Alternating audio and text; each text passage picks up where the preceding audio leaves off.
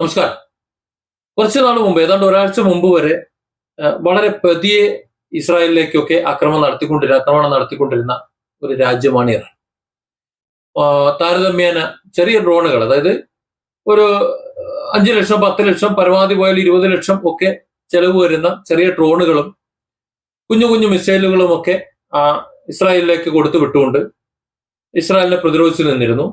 Israel ആകട്ടെ ആ ഡ്രോണുകളെയും ആ മിസൈലുകളെയും പ്രതിരോധിക്കാൻ 10-20 കോടി വിലയുള്ള വലിയ മിസൈലുകളൊക്കെ ഉപയോഗിച്ചുകൊണ്ടിരുന്നു. അങ്ങനെ സാമ്പത്തികമായി ഇസ്രായേലിന് വലിയ തിരിച്ചടി ഉണ്ടാക്കി കൊടുത്തു, ഇസ്രായേലിനും അമേരിക്കയ്ക്കും. എന്നാൽ അതിനുശേഷം പൊടുന്നനെ, അതായത് ഇസ്രായേൽ വളരെ രൂക്ഷമായിട്ടുള്ള ആക്രമണം ഇറാനിലേക്ക് നടത്തി ടെഹ്റാൻ തരിപ്പണമാക്കിയതിന് ശേഷം വളരെ പെട്ടെന്ന് ഒരൊറ്റ ദിവസം കൊണ്ടാണ് ഇറാൻ പെട്ടെന്ന് സംഹാര താണ്ഡവമാടുന്നത്. അതൊരു ആ ആക്രമണ രീതിക്ക് ഒരു മാറ്റം ഉണ്ടാകുന്നത് കണ്ടത്.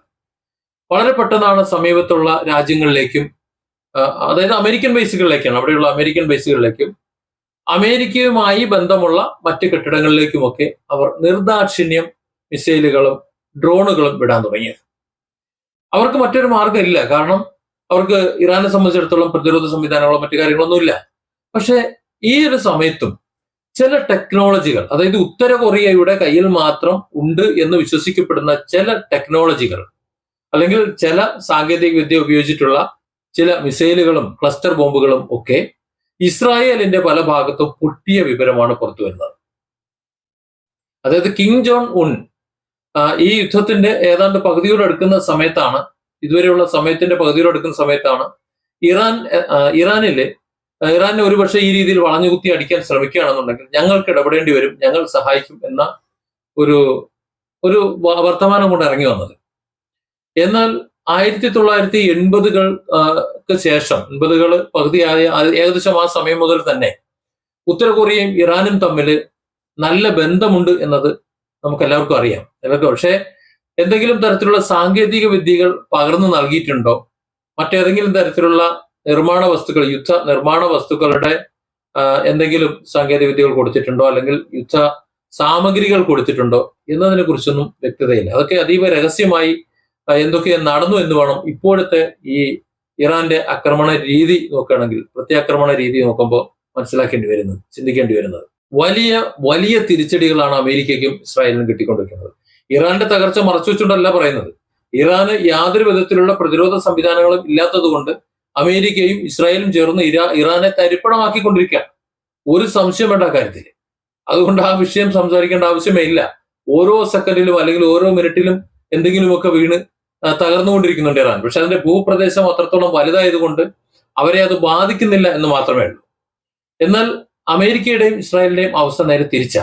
മിസൈലുകളും മറ്റും അയൽപക്കത്തു കൂടി പോയാൽ പോലും കണ്ടുപിടിക്കുന്ന താഡ് റഡാർ സംവിധാനങ്ങൾ, അതിനെ പോലും അമേരിക്കയുടെ താഡ് റഡാർ സംവിധാനത്തെ പോലും തകർത്തെറിയാൻ തക്കവണ്ണം ഇറാൻ ശക്തി പ്രാപിച്ചിട്ടുണ്ടെങ്കിൽ അതിൽ ഉത്തര കൊറിയയുടെ പങ്കുണ്ട് എന്ന് വിശ്വസിക്കുന്നവരാണ് ഇന്ന് ഒട്ടുമിക്ക ഇതുമായിട്ട് ബന്ധപ്പെട്ട് അറിയാവുന്ന പലരും.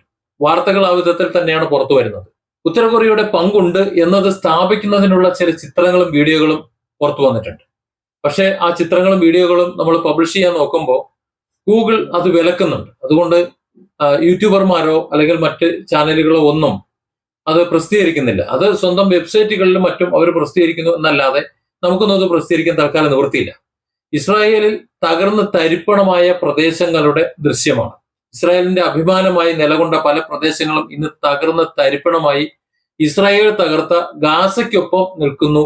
ആ രീതിയിലുള്ള ചിത്രങ്ങളാണ് പുറത്തു വരുന്നത്. അതിൽ ഒരു ബിൽഡിങ്ങിലാണ് ബെഞ്ചമിൻ നെതന്യാഹുവും മറ്റും ഉണ്ടായിരുന്നത്. ഇറാൻ തൊടുത്തുവിട്ട ക്ലസ്റ്റർ ബോംബ് ആ ബിൽഡിങ്ങിനെ തകർത്ത് കളഞ്ഞപ്പോൾ അതിൽ ബെഞ്ചമിൻ നെതന്യാഹുവിന്റെ അനുജൻ കൊല്ലപ്പെട്ടു എന്നും, ബെഞ്ചമിൻ നെതന്യാഹുവും കൊല്ലപ്പെട്ടു എന്നും, അതല്ല ഗുരുതരമായി പരിക്ക് പറ്റിയെന്നും, അവരുടെ മറ്റുള്ളവരൊക്കെ കൊല്ലപ്പെട്ടു എന്നും, അതായത് ഇറാനിലെ അയത്തുള്ള ഖംനയെ അതുപോലെ മറ്റുള്ളവരെയും ഒക്കെ അവരുടെ കുടുംബാംഗങ്ങളെയൊക്കെ കൊന്നൊടുക്കാൻ ഇസ്രായേൽ കാണിച്ചിട്ടുള്ള അതേ നാണയത്തെ ഉത്തര കൊറിയയുടെ സാങ്കേതിക സഹായത്തോടുകൂടി ഇറാൻ പ്രയോഗിച്ചപ്പോൾ ജീവാപായം അല്ലെങ്കിൽ ഒരു അപകടം സംഭവിച്ചു എന്ന് തന്നെയാണ് ഇതുവരെ പുറത്തു വരുന്നത്. പക്ഷേ ബെഞ്ചമിൻ നെതന്യാഹുവിന് യാതൊന്നും പറ്റിയിട്ടില്ല എന്നും അദ്ദേഹം സുഖമായിരിക്കുന്നു എന്നും ഇസ്രായേൽ മാധ്യമങ്ങൾ, അതുപോലെ അമേരിക്കൻ മാധ്യമങ്ങൾ, മറ്റ് പാശ്ചാത്യ മാധ്യമങ്ങളൊക്കെ പറയുന്നുണ്ടെങ്കിലും ഇറാന്റെ ഇപ്പോഴത്തെ പരമാധികാരിയായിട്ടുള്ള മുജ്തബ ഖമൈനിയെ പോലെ ഒരു മറയത്ത്, ഒരു കാണാമറയത്ത് നിൽക്കുകയാണ് ബെഞ്ചമിൻ നെതന്യാഹു. കാരണം അദ്ദേഹം ജീവിച്ചിരിപ്പുണ്ടോ ഇല്ലയോ എന്ന് അറിയില്ല.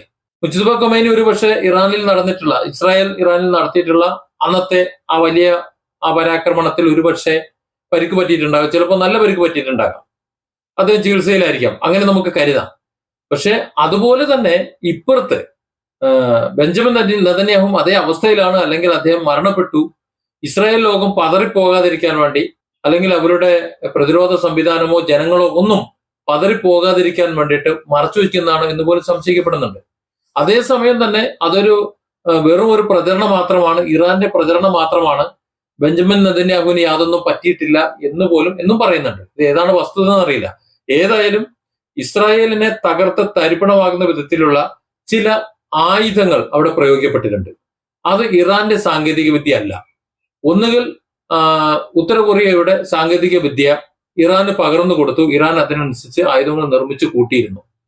രണ്ടാം പകുതിയിൽ ഇപ്പൊ 2 ആഴ്ച പിന്നിടുന്നു ആക്രമണങ്ങൾ തുടങ്ങിയിട്ട്, അങ്ങോട്ടും ഇങ്ങോട്ടും കൊടുക്കുന്നത്, അടിയും കൊടുക്കുന്നത്, തിരിച്ചടിയും കൊടുക്കുന്നത്.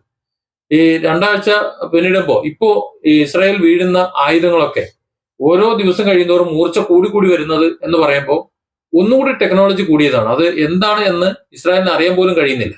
ഇസ്രായേലിൽ ഇപ്പോഴും സജീവമായിട്ടുള്ള അയൺ ഡോണുകളും പ്രതിരോധ സംവിധാനങ്ങളും ഉണ്ട്. പലപ്പോഴും വന്ന് വീഴുന്ന ഈ മിസൈലുകളും ക്ലസ്റ്റർ ബോംബുകളും ഒന്നും ഈ അയൺ ഡോമുകളോ ഈ പ്രതിരോധ സംവിധാനങ്ങളോ അറിയുന്നില്ല. അഥവാ അറിയുമെന്നുണ്ടെങ്കിൽ അലാം മുഴങ്ങുകയും ജനങ്ങൾക്ക് ബങ്കറിലേക്ക് പോകാനും അവർ സാധിക്കും. പക്ഷേ ഇത് വന്ന് പതിച്ച ശേഷമാണ് നിരീക്ഷണ ഉപകരണങ്ങൾ പോലും, അല്ലെങ്കിൽ ഇത് കണ്ടെത്തി നശിപ്പിക്കേണ്ട ഉപകരണങ്ങൾ പോലും അറിയുന്നത്. അതാ ഒരു അവസ്ഥയിൽ വലിയ സാങ്കേതിക വിദ്യ ഇറാൻ ഉപയോഗിച്ചു തുടങ്ങി എന്ന് തന്നെ സംശയിക്കണം. ഇതിനിടയിൽ മറ്റു ചില വാർത്തകൾ വന്നത് ഇസ്രായേലിന്റെയും അമേരിക്കയുടെയും ചാരക്കണ്ണുകളുടെ ഉള്ളിലാണ് ഇറാൻ എന്നാണ്. അതായത് ഇറാന്റെ ട്രാഫിക് ക്യാമറകളെല്ലാം ഇസ്രായേൽ ഹാക്ക് ചെയ്തിരിക്കുകയാണ്, ഓരോ ഇഞ്ചും അവർ അരിച്ചു പെറുക്കിക്കൊണ്ടിരിക്കുകയാണ്, അമേരിക്കയുടെ നിരീക്ഷണത്തിലാണ് എന്ന് പറയുന്നുണ്ട്. അതായത് ഇറാനിൽ ഔദ്യോഗികമായിട്ടുള്ള എല്ലാ ഭാഗങ്ങളും അവരുടെ നിരീക്ഷണത്തിലാണ്. പൊതുനിരത്തുകളിലും അതേപോലെ മറ്റ് എല്ലായിടത്തും സ്ഥാപിച്ചിട്ടുള്ള എല്ലാ ക്യാമറകളും, അതായത് ഇറാൻ മൊത്തം അമേരിക്കയുടെയും ഇസ്രായേലിന്റെയും നിരീക്ഷണത്തിലാണ്, സദാപി നിരീക്ഷണത്തിലാണ് എന്ന് പറയുന്നുണ്ട്. ഈ പറഞ്ഞ വാദം ശരിയാണ് എന്നുണ്ടെങ്കിൽ അമേരിക്കയുടെയും ഇസ്രായേലിന്റെയും ഉത്തരവാദിത്തപ്പെട്ട ട്രംപ്, നെതന്യാഹു അടക്കമുള്ളവർ എത്രയും പെട്ടെന്ന് പോയി തൂങ്ങിച്ചാകണം എന്നാണ് എനിക്ക് പറയാനുള്ളത്. കാരണം എല്ലാം അമേരിക്കയുടെയും ഇസ്രായേലിന്റെയും നിരീക്ഷണത്തിലാണ് എന്നുണ്ടെങ്കിൽ കഴിഞ്ഞ ദിവസം വെള്ളിയാഴ്ച ഖുദ്സ് ദിനവുമായി ബന്ധപ്പെട്ട് ഇറാന്റെ പ്രസിഡന്റ്, പിന്നെ അവരുടെ പ്രതിരോധ മന്ത്രി, കൃഷി മന്ത്രി, അതുപോലെ വിദേശകാര്യമന്ത്രി, പിന്നെ ഉദ്യോഗസ്ഥന്മാർ, സകല മന്ത്രിമാരും സകല ഉദ്യോഗസ്ഥന്മാരും എല്ലാവരും ഇറാന്റെ തെരുവിലൂടെ ഈ പറഞ്ഞ ക്യാമറകൾക്ക് മുന്നിലൂടെ നടന്നു പോകുന്നത് നമ്മളെല്ലാം കണ്ടതാണ്. എന്നാൽ അതേ സമയം തന്നെ അതിനു മുമ്പാണ് അമേരിക്ക ഒരു അറിയിപ്പ് കൊടുത്തത്. ഈ പറഞ്ഞ ഇറാന്റെ പ്രസിഡന്റ്, പ്രതിരോധ മന്ത്രി, മറ്റുള്ളവർ ഇവരെല്ലാം, അല്ലെങ്കിൽ മുജ്തബ ഖമൈനി അടക്കമുള്ളവർ എവിടെയാണ് എന്ന് പറയുകയാണെന്നുണ്ടെങ്കിൽ പറയുന്നവർക്ക് 10 ലക്ഷം വരെ ഡോളർ സമ്മാനമായി കൊടുക്കാം. ഏതാണ്ട് 90 മുതൽ 150 കോടി രൂപ വരെ ഉണ്ട് കൊടുക്കുന്ന സമ്മാനങ്ങളുടെ കണക്ക്. അത്രയും രൂപ ഇനാം കൊടുക്കാമെന്ന് പറഞ്ഞതിന് ശേഷമാണ് ഇവർ പറയുന്ന ഹാക്ക് ചെയ്തപ്പെട്ടു എന്ന് പറയുന്ന ആ ക്യാമറയ്ക്ക് മുന്നിലൂടെ നടന്നു നീങ്ങുന്നത്. അങ്ങനെയാണ് എന്നുണ്ടെങ്കിൽ, ഈ പറഞ്ഞതൊക്കെ സത്യമാണെന്നുണ്ടെങ്കിൽ ഇവരെ എല്ലാം ഒരുമിച്ച് ഒരൊറ്റ ബോംബിൽ തീർക്കാവുന്നതിലേ ഉണ്ടായിരുന്നുള്ളൂ. അവരുടെ ഹാക്ക് ചെയ്യപ്പെട്ട ക്യാമറയുടെ മുന്നിലൂടെയാണ് ഈ പറഞ്ഞ ഇറാന്റെ എല്ലാ ജനപ്രതിനിധികളും എല്ലാ ഭരണാംഗങ്ങളും നടന്നുപോയത്. അവരെ സംബന്ധിച്ചിടത്തോളം ബോംബ് വീഴാനും രക്തസാക്ഷിയാകാനും വേണ്ടി കാത്തു നിൽക്കുന്നവരാണ്. ഒരു പേടിയും ഇല്ലാതെയാണ് അവർ നടന്നുപോയത്. മാത്രമല്ല, അവർ നടന്നു പോകുമ്പോൾ വളരെ ദൂരെ ഇസ്രായേൽ അയക്കുന്ന മിസൈലിൽ വന്ന് പൊട്ടുന്ന ദൃശ്യങ്ങൾ നമ്മൾ ആ വീഡിയോയിൽ കണ്ടിരുന്നു. ചുരുക്കം പറഞ്ഞാൽ അമേരിക്കയുടെ നിരീക്ഷണത്തിലാണ്, ഇസ്രായേലിന്റെ നിരീക്ഷണത്തിലാണ് എന്നൊക്കെ തട്ടിവിടുന്നത് വെറും തള്ളൽ മാത്രമാണ് എന്ന് ഇറാന്റെ ഭരണാധികാരികളും മറ്റും ഇറങ്ങി നടന്നതിൽ നിന്ന് മനസ്സിലാക്കാൻ. അതല്ലാന്നുണ്ടെങ്കിൽ അവർ ഇറങ്ങി നടക്കുമ്പോൾ മിനിറ്റ് വെച്ച് അല്ലെങ്കിൽ സെക്കൻഡ് വെച്ച് അവരുടെ മേലേക്ക് ഒരു ബോംബിടാൻ ഇസ്രായേലിന് കഴിയാഞ്ഞിട്ടാണോ? ഏതായാലും പശ്ചിമേഷ്യ അടുത്തൊന്നും അണയുമെന്ന് തോന്നുന്നില്ല. ഇറാൻ മാത്രമല്ല, ഉത്തര കൊറിയ കൂടി ഇറാനെ സഹായിക്കാൻ വേണ്ടി ഇറങ്ങുന്നു. ഇപ്പോൾ തന്നെ ചൈനയുടെ ചില സാങ്കേതിക വിദ്യകൾ ഉപയോഗിച്ചിട്ടാണ് ഇസ്രായേലിന്റെ തന്ത്രപ്രധാനമായ സ്ഥാനങ്ങൾ കണ്ടെത്തുന്നത് എന്നുള്ള വാർത്തകളും പുറത്തു വരുന്നുണ്ട്. ഇതൊക്കെ ശരിയാണ് എന്നുണ്ടെങ്കിൽ ഒരു 3-ാം ലോക മഹായുദ്ധത്തിലേക്കാണോ ലോകം പോകുന്നത്? അഥവാ ആവശ്യമില്ലാതെ, ഒരു കാര്യവുമില്ലാതെ ഇസ്രായേലും അമേരിക്കയും ചേർന്ന് ഈ ലോകത്തെ നശിപ്പിക്കാൻ വേണ്ടി ഇറങ്ങിത്തിരിച്ചതാണോ എന്ന് പോലും ചിന്തിക്കേണ്ടി വരികയാണ്. Different angles. Don't forget to subscribe and support this channel.